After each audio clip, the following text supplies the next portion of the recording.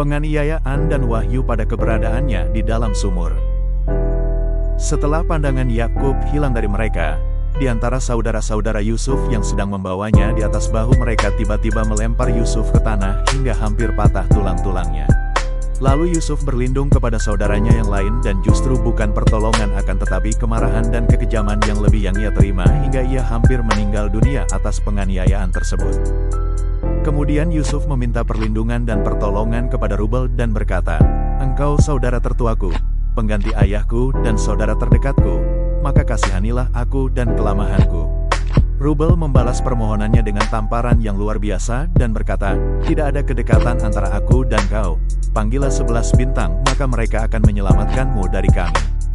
Kemudian Yusuf bergantung kepada Yahuza dan berkata, "Wahai saudaraku, kasihanilah kelemahan dan umurku yang masih kecil, dan kasihanilah ayahmu Yakub." Lalu kelembutan hati Yahuza muncul dan dia memberikan saran untuk mengembalikan Yusuf kepada ayahnya serta memberikan ancaman dan janji agar Yusuf untuk tidak menceritakan semua yang dialaminya kepada Yakub. Namun sebagian saudara Yusuf lainnya menolak usulan Yahuza. Yahuza berkata, "Aku sudah menjanjikan kepada kalian untuk tidak sampai membunuhnya." Yahuz kembali berkata, "Bila kalian tidak menerima usulanku, maka di sini ada lubang sumur sebagai tempat ular dan binatang berbisa, masukkan dia ke dalamnya." Saudara-saudara Yusuf lainnya sepakat atas usulan tersebut.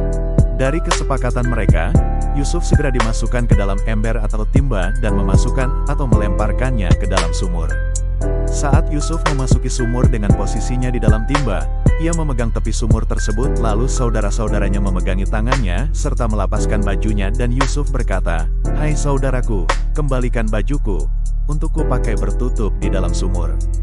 Kemudian mereka membalas, "Panggillah matahari, rembulan dan 11 bintang, maka mereka akan mendengarkanmu." Lalu mereka kembali meneruskan untuk memasukkan Yusuf ke dasar sumur.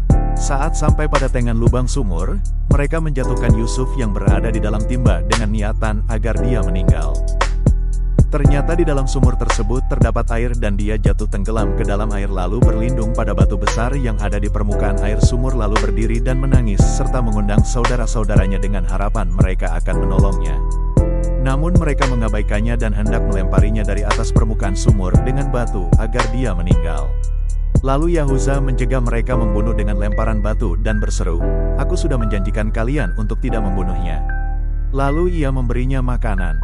Imam Al-Qurtubi dalam karyanya Tafsir Al-Qurtubi menyampaikan penyampaian Imam Wahab yang berkata, di saat Yusuf berdiri di atas batu, di dalam sumur, dia berkata, "Hai saudara-saudara, tiap mayat meninggalkan wasiat. Dengarkanlah wasiatku." Mereka berkata, "Apa itu?" Yusuf berkata, "Ketika kalian beriang gembira maka ingatlah kesusahanku, ketika makan ingatlah kelaparanku, ketika minum ingatlah kehausanku, ketika melihat seorang pengembara ingatlah pengembaraanku, ketika melihat seorang pemuda ingatlah masa mudaku." Kemudian Jibril datang dan berkata, "Hai Yusuf, berhentilah dari perkataan tersebut dan berdoalah." Lalu Jibril mengajarinya sebuah doa.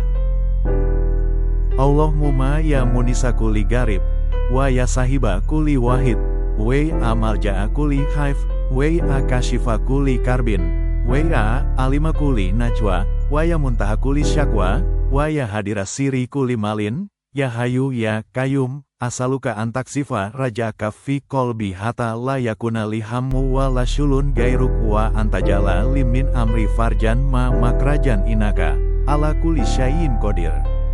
Kemudian para malaikat berkata, "Wahai Tuhan kami mendengarkan suara dan doa." Suara tersebut adalah suara anak kecil dan doa tersebut adalah doa seorang nabi. Tuhan dengan kekuasaannya mengangkat derajat Yusuf dalam kondisi seperti ini, di dalam sumur, sebagai seorang nabi.